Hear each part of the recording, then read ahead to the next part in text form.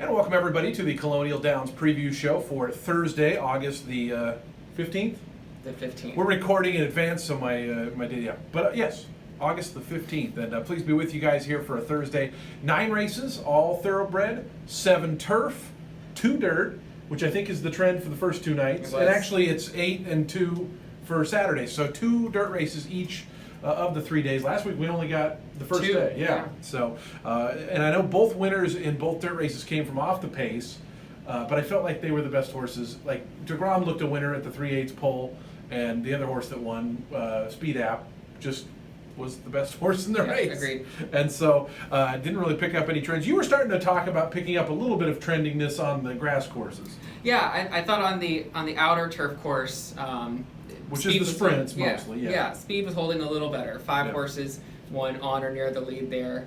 Just one came from off the pace, really. Yeah, we saw a number of horses come from pretty far back in a few different races, but again, I felt like a lot of time it was the best horse winning.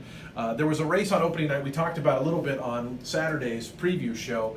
Tito Tonight won, and it was just a bad race. And some of those horses are back in already this week. In fact, there's a number of horses back in this week, so which is good because I was anticipating we'd probably get to see most horses twice during the meet. I think they see this purse money up for grabs, and they say, yes, please. I think you're right, and I think there's even a couple horses. There's a first timer for Jonathan Thomas that's in, who's been working at Saratoga. Jonathan will start a lot of them in Saratoga, and I think he just thought, hey, they're going to run for 50 grand down there, and it's probably a little easier than breaking a maiden at Saratoga. But that being said, Merv, let's get into the first, unless you got anything else thinking back to last week. No, let's roll. I thought it was a good way to start the card in here. Yeah. 5.5 on the outer turf course, maidens, 3-year-olds and up. I landed on the 4 in here, Money in the Bank. I thought that Money in the Bank's first effort was really good for a 6th place finish. First of all, he got beat for 4th by about that far, and not that far from 3rd, but was kind of far back, rallied in between horses, which I thought was really good, and kind of looked like he just never got in a spot where Corey Lannery could really start pushing him. It was, I felt like he learned a lot of lessons. I love that race. Yeah, a bit of a tardy start, so Yeah. it was forced to close ground. And I just reeled off that stat, right? Outer turf, tough to come from outer. But the one that did was Mock Tree, right? When he came barreling up the rail, so it can be done. Did we landed on the same horse here in the opener? Yeah, but the thing is going back to your talk about the number 8 Pamplesest showed decent speed last time out. The 7 horse back going onto the grass had showed speed sprinting in its past. A couple of first-time starters, including the Jonathan Thomas one, who was working out at Saratoga. You never know if they might show speed. Xmas in the City or Christmas in the City was pretty forwardly placed last time at Laurel, and Blessed Arian was forwardly placed. So I feel like there's a setup waiting to happen. And with the outer turf, the inner turf, there's not as much room to play. And I think we can see now the rails are moved out a little bit. You can see the inner paths where they were running. I think they moved out 20 feet for week 2, each of them. The inner one out 20 feet. So it was 0 and 50, and now I think it's 20 and 70. We're up in the announcer's booth. Yeah, so we're in the announcer's booth, so that's what we're looking at. Pretty good view. But what I'm getting at with that is I feel like there is more room to navigate. If a horse does need to go out a few paths, and get through horses, I do feel like there's more room on the outer course. But I mean, I liked the 4 the best. Price obviously is very contingent.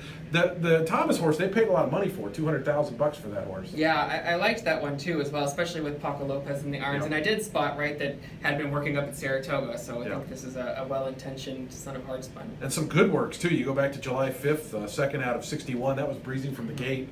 So clearly some ability with that one. And like I said, maybe he just thought, hey, the purses are not that much lower down at Colonial, and obviously it's probably going to be a tougher spot at Saratoga. So, Merv, your picks for the first race? I went 4, 5, 2, and 3. I should mention Blessed Arian. I went and watched that replay because it said bumped foe at the 8, so I thought maybe it was going to be really significant, and it kind of wasn't. They definitely came together, but to me it looked like the other 2 were just going by. The horse kind of looked a winner on the turn, like made this real nice move at the 3/8.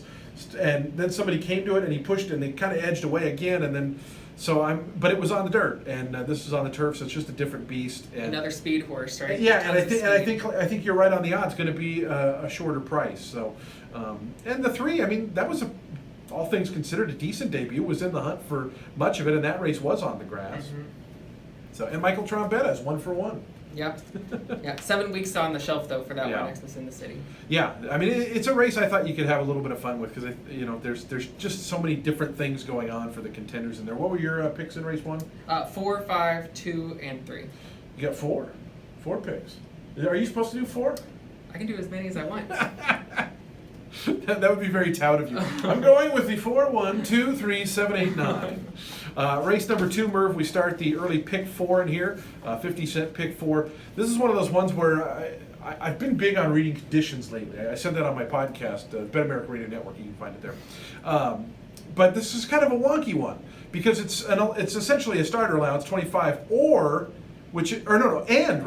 you had to have not only started for 25 or less, you have to also be a non-2. So it's like a non-2, it's almost a restricted non-2 in a weird way. So a funny little condition here. How'd you kind of see this race? Well, I landed on Jag here, who ran against Tougher, I thought, in his last start, and ran second. Actually, he's been really consistent. He's been win-place show in his last 8 races and all 5 starts at this distance. I thought he was just the best speed in here, especially with Paco Lopez in the irons again. And for Jamie Ness, the leading trainer.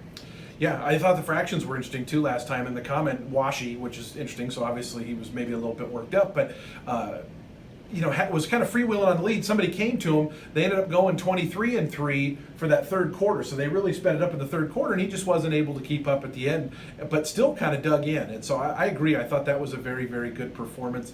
I thought Hillsdown, though, number 1 was interesting just because had been running in maiden claimer, and not getting the win. Ran a good second in maiden 30. Jumps up to maiden special and wins. Yeah, I see. You always hear about the biggest class drop in racing. I just thought that was such an interesting thing, and I'm a big fan of horses who take a little while to break the maiden, but do it and then come right back in non-2 land, because sometimes it's like that light bulb goes off. They know they get their picture taken, they get patted, they get loved on, and it's like, oh, that's what I'm supposed to be doing. What I liked about Hillsdown was, and this is kind of a little weird, but if you look at his comments, he's almost always wide, way wide. Well, that's what's been working on the inner turf course, actually. Yeah. Horses that have gone wide or been closed from off the pace. And he's going to save ground in the first turn, right? Right. Yeah. You'd figure. Well, you'd think that Jack's going to go out there and get that early lead. Yeah. So since he does get hung up wide, that could actually be to his benefit in this race. What about the 3, Burn the Boats? You made 3-1 on the line. Smaller connections in terms of the barn. Coming down from Saratoga and was 6th out of 8, but was by no means disgraced in that effort. He was only beaten 3 1/4 lengths, and those races always come up tough. Look at that pedigree too, by Violence out of Brush Tallery. So definitely the best pedigree in the race. I figured you had to like Celtic Treasure a little bit. I'm going with Celtic instead of Celtic, by the way, so we'll find out if I'm right. But the turf efforts have just been pretty solid. That last one was very good. I do feel like there's a few horses in here that maybe not going to go with Jag, but that second flight could get a little crowded. Yeah, I did like Celtic Treasure in here. I picked him second in here. I think getting back to the turf and back to a route is going to be good. And I did notice his last work was a mile. You don't see that. I guess they're trying to drill a little stamina in there. His one win did come at this distance as well. What about your picks for the second? I went with 2, 7, 1, and 3 was my 4th pick, if that's all right. You can do whatever you want, and this is our world. We can literally we can talk about the NFL season starting. We can do whatever we want. Third race, that's what we can and will talk about, though.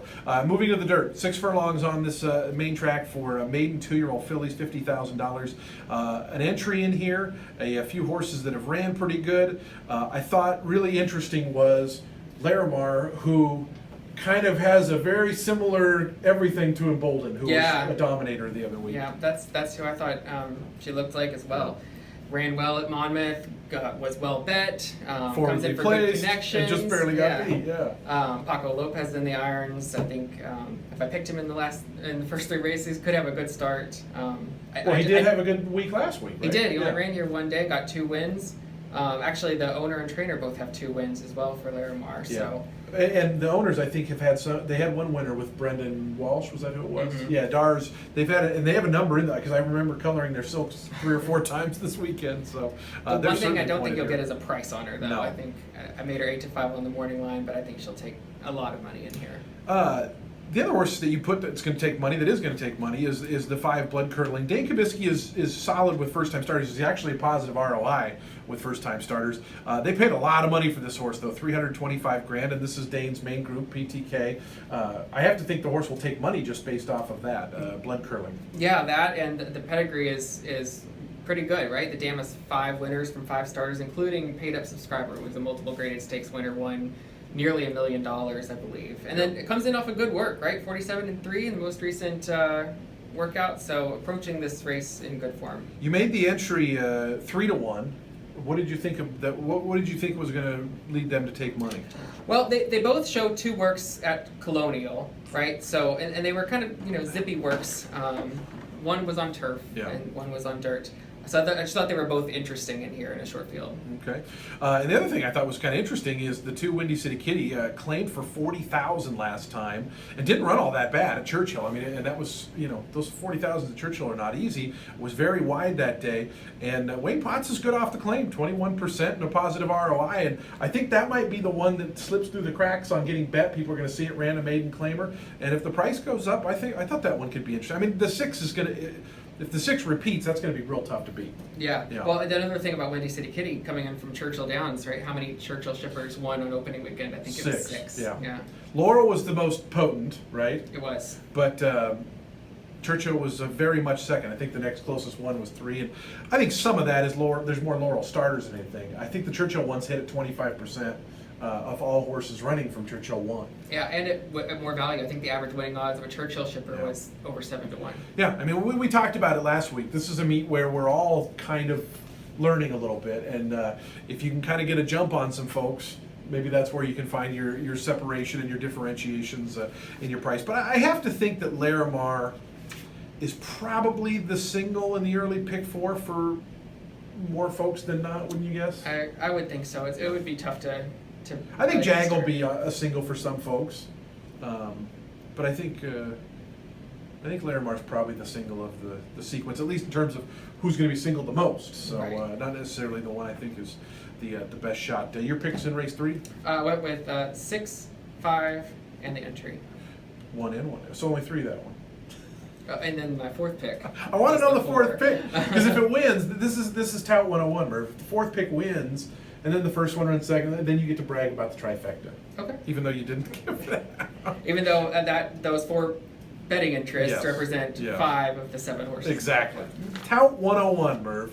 We're going a mile and a 16th in race 4 on the grass course and getting to the big fields that we kind of got accustomed to throughout opening weekend. This one a non-winners of 3 lifetime. There is an entry in here, Kickin' Boy and Glad Moon. I actually had Kickin' Boy highlighted with the blinkers on. I think that one, the part of the entry I liked the most. Glad Moon, I think, kind of just staying at the same claiming level, whereas the other one is dropping a little bit. Did you have either of the entry get your interest? I didn't use either part of the entry. One thing I noticed about 2 entries actually. There's a stormy forecast and Panama Papers. Also. Yeah, I did use those in my 4th pick. One thing I noticed about this race was that I thought there was a lot of speed in here. I think who was it? Stormy Forecast. I thought was probably going to get the early lead, but even Glad Moon, Seattle Rick, there was a few of them in here that I thought could go with him. So I thought it shaped up for a horse like Elementary, the 7, who is making a big drop in here, but is also a deep closer. With lots of speed in here, I thought that it just really set up for him. And we've already said those Maryland shippers, pretty potent in weekend 1. And Susan Cooney listed as 0 for 9 week 1, did win a race, did win a stake, but was disqualified, and so, and you add that to 2 seconds and a 3rd, and all of a sudden her opening week looks pretty decent. But definitely taking a class drop. And Sheldon got off to a good start here as well. Yeah, definitely. I was really infatuated with Love Your Buttons, who's dropping a little bit, but it just seems to be improving a little bit each time. Had to try to close in to really slow fractions last time at Arlington. It was a race that was off the grass.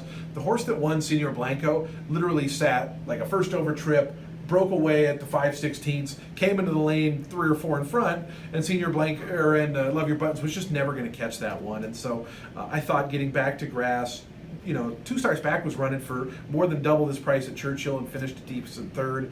I thought that horse was really, really interesting. Yeah, I thought all the same things, right? You've been running credibly versus tougher. The speed figures certainly fit in here. And last race at Arlington Park, I think there was 2 winners from Arlington as their last track opening weekend as well. Yeah. What about the 5? Belterra is obviously, this is deeper water here at Colonial, but was an allowance last time, and prior to that had been running at Gulfstream, had a win for non-2 at Tampa 4 starts back. I just thought, it was a horrible trip last time at Belterra and still almost won at a big price, so obviously it must have been at least a decent race comparatively. I thought maybe at a price that 5 horse was a little interesting. Yeah, what price do you think you'll get? Hopefully more than 5 to 1. Really, price is so important. If you love a horse and you think it's going to win 1 out of every 3 times, but you're getting 4 to 5 on it, you can't. It's not a good bet.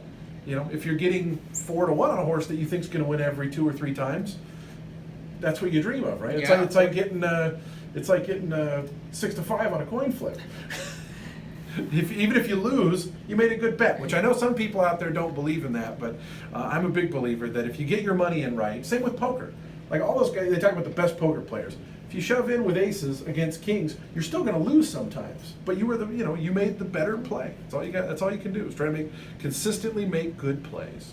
Tell me what you did with Seattle Rick in here. I thought he kind of snuck away with a soft pace last time. That's what I got highlighted. And with a lot of speed in here, I just didn't really know. I thought maybe he could take some money, but maybe would be a bet against. Well, and yeah, I literally highlighted that he got away with pretty soft fractions because if you look 2 back, he had to kind of battle a little bit, and it really, really caught up to him in the last couple of jumps. Mm-hmm. And but prior to that, when he did get loose, 3 starts back, he won. That was on the dirt and slop and in an off the turf event. But yeah, to me it looked like he had things kind of his own way, and I don't know that he's going to get that today. The 3 Archidog's a big long shot, but when you look at horses getting claimed, of course you want to look at the trainer that they're being claimed by and how they do with new claims. But I think you also want to look at the trainer they had before. And this horse trained off Timothy Kaiser, who's a 27% trainer from 216 starts this year. So I'm always a little bit leery of people claiming off of really good trainers because a lot of times horses will regress. That horse was a long shot, but it's a newer barn too, David Bork. So I don't know much about him, but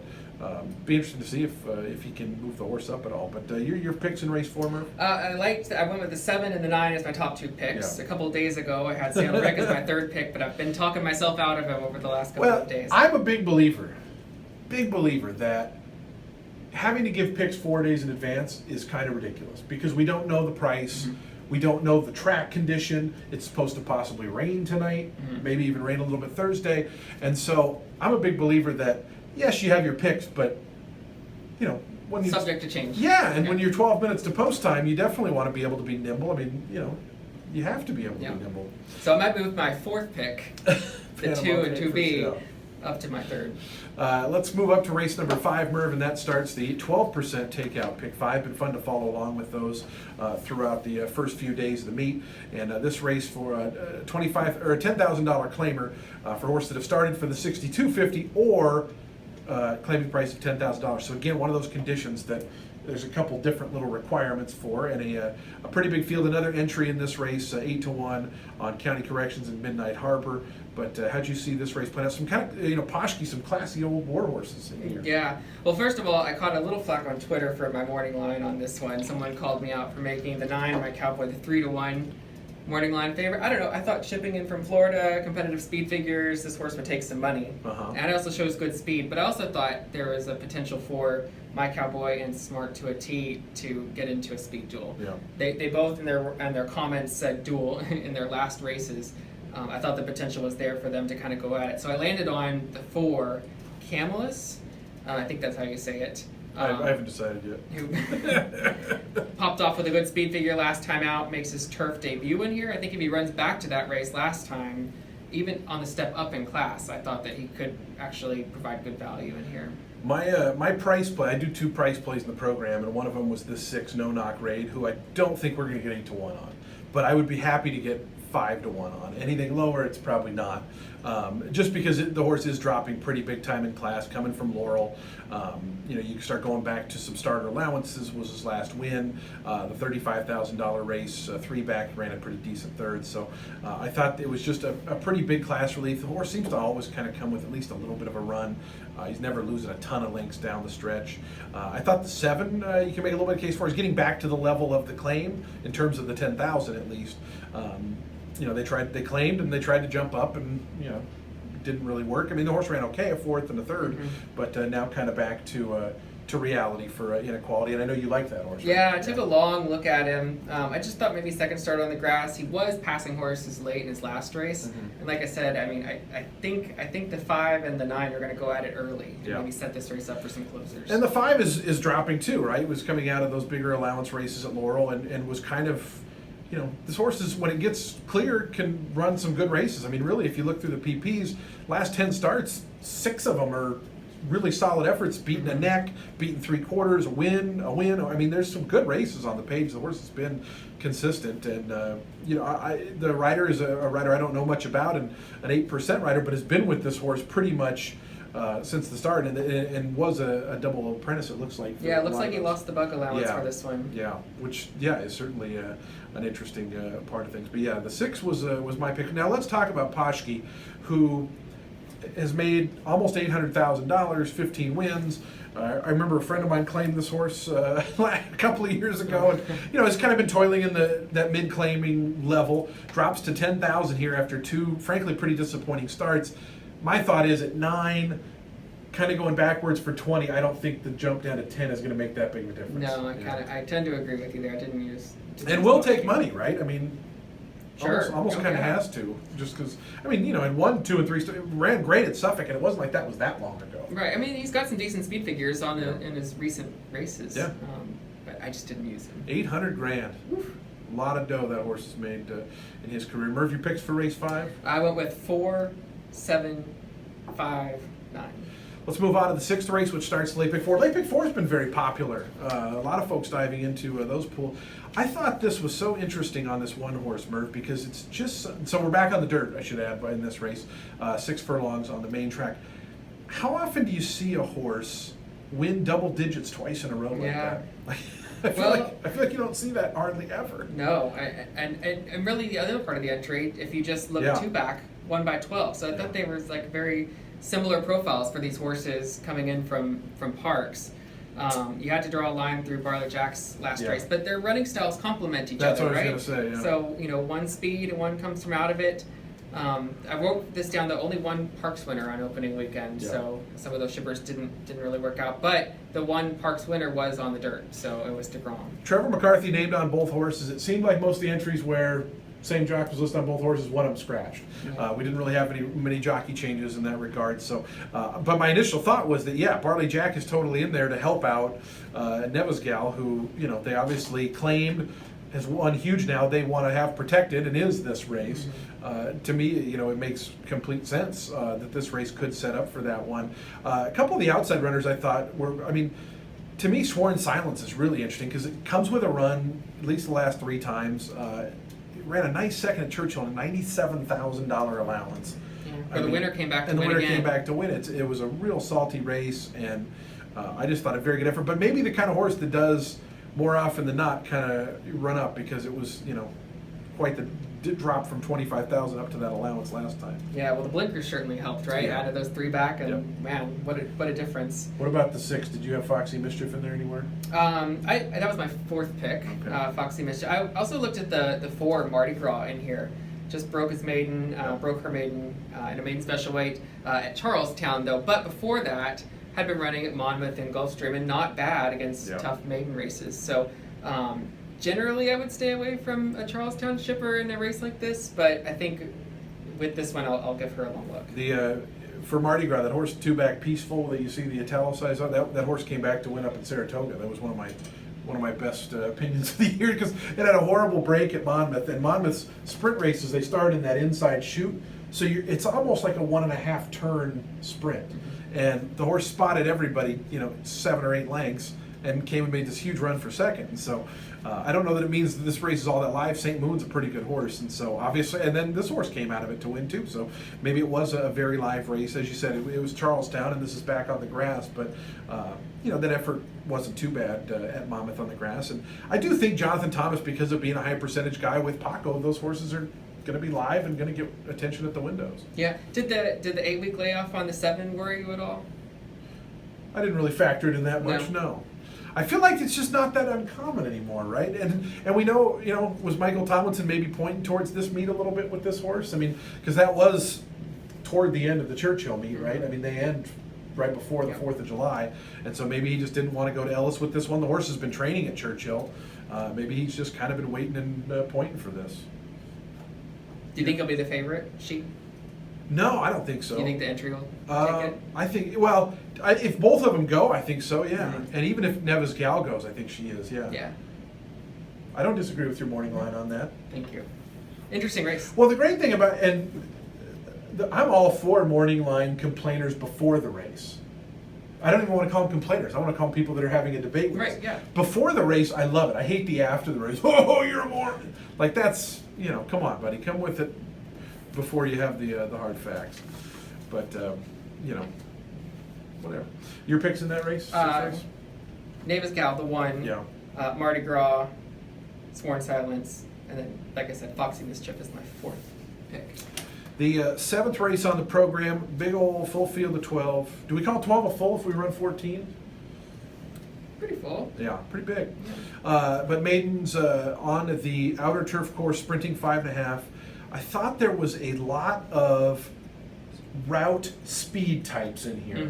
And I love route speed types cutting back that can get the lead, but which of them, if any, can get the lead? I mean, Zip Drive was going pretty fast last time. Gracely went 22 and change routing last time. Stolen Beauty went 22 and 4 on the dirt sprinting last time. I thought the 12 could maybe be forwardly placed. So that was my puzzle, was who's going to get the lead here. Yeah. Because, I love those type of angles, but it looks like there might be a number of them. And by the way, the 9R Flirtation is not without decent early lick. I mean, it was only a length behind going 5 last time and gets Lasix this time. Yeah, when I looked at this, I thought the 7 Stolen Beauty was the most likely to get the early lead, but yeah, I used the two that you first mentioned that are dropping out of route races. Yeah. And I landed on Gracely as my top pick. She's at half to Irish Jasper, as a multiple graded stakes winner on the grass, and she's getting back to a sprint, and she showed she has speed, but she doesn't need to be on the lead. She can just sit right off of it. So if there is a lot of speed in here, I think that she can actually position herself pretty well. Thought she moved up with the blinkers last time out as well. So on the cutback, I put her in the top spot. Yeah, one of the races from opening weeks that's stuck with me a little bit was Mun Passage, who in one of those turf sprints just sat in behind. The other two kind of battled, and it's a pretty long run in here on that outer turf course, long run home. Like, it's a longer stretch than I'm used to. I found just in my cadence and build-up, I'm like, wait, they still got a quarter mile left to go. They're not at the 8th pole yet. And so I think patience can be rewarded a little bit more, especially on that outer turf. Like I said, there's room to maneuver. And if this one can hold that rail position, sit 3rd or 4th, maybe you're right. Maybe it finds itself in a pretty good spot. I thought that Zip Drive, LNJ Foxwood, Arnaud Delacour, big name connections, and the debut was promising, was pulling a little bit. I thought this one is really interesting in here. Yeah, 5 months on the shelf. Interesting way that she ran her first race. I thought the pedigree was interesting on this one as well. Out of High Dubai, she's a full to Fantastic Light, who is one of the best turf horses of our generation. So I thought she was interesting. Don't know how much value she's going to offer in here. I thought she was a candidate, possible favorite in here.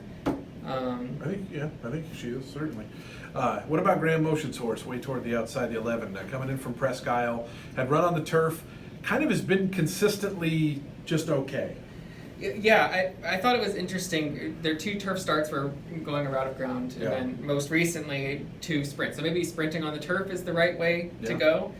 And I also thought the pedigree on this one was interesting as well. Out of Confessional, she was a Grade 1 winner at 2. I thought the 12 top line, just based off having New York speed, might be worth taking a peek at a big price, because I do think the horse is going to get overlooked.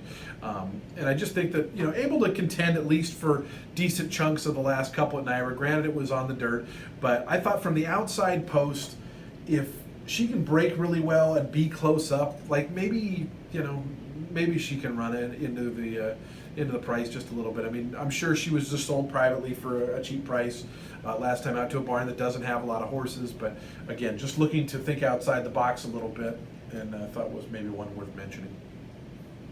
Your picks, Merv? I went with the 1, 3, 11, and 9. All right. Race number 8, we kick off the late daily double. We're back at a mile. We're back at the inner turf course and a field of 10 in here, but 9 betting interests, another entry, and this one at 8-1. Who'd you make favorite in here? I forget. I think I made 8? Check Bounce and Billy? Check Bounce and Billy. What a great name on that one. And he or she moved up quite a bit on the turf. Last 3 races, much improved. Did note that in her last race, I thought she ran pretty well, beat less than 6 lengths in there against a field I thought was maybe a bit tougher. The winner actually came back to win here on opening weekend as well. Or Saffron Magician, who you picked. Mm-hmm. Yeah. And it was a good closing effort for Saffron Magician. Yeah. Good connections too. Jamie Ness, Trevor McCarthy. Jamie Ness got real hot here at the start. Yeah, and so did Trevor McCarthy. I think he got all 3 of his wins on the only one day that he rode. Yeah, I had a couple of... Ordinary Love was a little bit of a price that I liked, just because if you go back a few starts, I mean, the last one was not any good, but really the last 4 prior to that were all pretty damn solid and against pretty tough competition. This is kind of a salty race. The 2 Indian Paint is coming out of probably a little bit of tougher races. I don't know that the turf is what Indian Paint wants, though. She's 0 for 8 on the grass. But it's Luch, first of all. I'm very excited to see Luch with a runner down here at Colonial Downs. But I think that horse is going to take some money. And I thought Superling last time at Monmouth was a very, very nice win.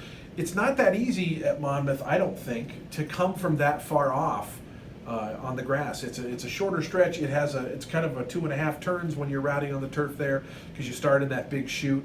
And the breaking from the rail probably helped a little bit as far as that first one. But I don't know, it's going up in class. But I thought Superling actually price might drift up a little bit and might be worth inclusion. Yeah, I liked Indian Paint. Adds the blinkers back on. Has run well with those previously. I thought the best recent race that she's run was on the grass, that $40,000 open claimer at Churchill. So I thought that it was interesting to see that her most recent race was at Ellis, and then worked at Saratoga, and now shows up here at Colonial. So well traveled. Been on the van a little bit. Yeah. Well, Luch runs a few up at the spa, so maybe he had intentions, and maybe he said, "Hey, look at this place down in Virginia." What about the 9 Aikiki, who? Aikiki. Okay, good. Oh, in from Lone Star. Yeah. Yeah, in from Lone Star and coming out of 1 and on 2, 1 and on 3. Now goes up to this one. It's one of those horses who looks up against it a little bit from a speed figure, maybe a class standpoint, but I just thought the horse is improving. Maybe at least there's some positive. It should be a decent sized price. Yeah, I think so. I just really didn't know what to do with this horse coming in from Lone Star. But yeah, I think if you like her, I think you'll get a good price on her. What was your picks race 8, Merv? I went with the 8, 2, 1A, and 7. The 9th race on the card, it's on the inner grass, 5,000 non-winners of 2 of the year. It's which have not won 2 races since February 15th, so it's really 6 months. It's not crazy to think a horse would only win once in 6 months. We talked about a number of the horses coming out of the Tito Tonight race. I think there's a couple in here. I thought that race was no bueno. Well, I thought the 7 is going to be a big favorite in here. Yeah, I think so too. I think the 7's going to be the new shooter. There's actually 6 of them from that race that come back a week later. I agree with you. But they were all like the bad finishers in a bad race. Yeah, they were. There's one that was 4th, right? Yeah, well, I take 2 that come out of those races in my top 2 spots. But the top one is Unspoiled Moments. Okay. And they were actually finished 8th in there. But it was way back. Yeah, it got was a bad way start. last. Yeah. Was passing horses late, and nobody was really making up any ground on Tito Tonight in there. So the fact that he made up a few lengths at the end, I thought was encouraging, and I do expect to get a price on this horse. So put him 6 to 1 in the morning. I'd like to get higher than that. And Deborah Thomas had an upset winner later on in the weekend. I forget which night, but it was a 13 to 1 16 to 1. Paid $33, whatever it was. That horse was. I remember it was kind of toiling. But I remember looking back here, going its way back to Unspoiled Moments. Who's at the back? Yeah, I thought the 7, dropping down from 10,000, had won 4 straight coming into that race, at 5, jumped up to 20, 75. I mean, they've just spotted this horse really, really well. And even a $5,000 race here at Colonial is going for $20,000 purse. So I'm not scared by. I don't think the drop is a scary thing by any means. If anything, I think it's, hey, we claimed this one a little while back. We've had tremendous success for it. if they take it, we're going to make 10, 12 for the win, plus they'll make 15 grand, and they're already up on the horse. Yep. You know. Yep, totally agree. Totally agree. Yeah, it just didn't. I thought that one could be pretty tough to beat. Why did I put? Oh, Buzz with Alex is dropping a lot from 20,000. You know, but this horse really wasn't even competitive in the non-3s, non-4s for 7,500 at Parks. I kept trying to convince myself this would be like a bomb that could run a little bit, but the horse has been pretty steadily bad. His one win that's on the page, he was 2-1 at Penn National, and since then he's been 30 or 40, 50, 60, 70 to 1 every time. But I was trying to convince myself that I liked that horse, and I don't know that I ever actually got around to doing that. What did you think of Starry Messenger? I thought maybe kind of looked a little interesting. Won at this level on the synthetic last time at Presque Isle, but one like a good thing was going away. Well, they tried to get it on the turf a while back, but the three, I highlighted the 3 turf races. They just, none of them were particularly that good. In fact, a couple of them were pretty poor, but it was literally 120 something to 1 in each of those ones. And so all of a sudden, the last few starts, kind of at more this appropriate level, has been bet as though it's going to be a contender, and did contend last time. So maybe it's not so much the grass in those starts 4, 5, 6 back. It's just the horse was up against it from a competition standpoint. I don't know. I nothing about that horse. You know, it's a lower percentage barn. Nothing about that horse screamed like me. Yep.